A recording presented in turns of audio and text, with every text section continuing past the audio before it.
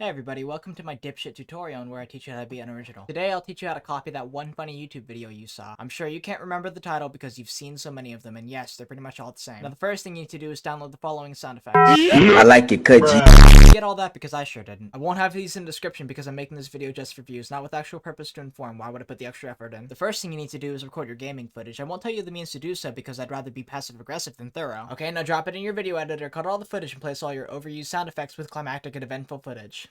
Make sure you go to the YouTube trending page to see what you could possibly further milk for views. Did you get all that? God, I hope not. Your final result should look like... ARF be like. My turn! Yay! Escalators!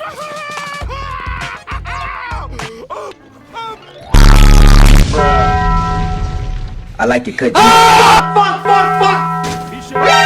NANI? I like it, cut G.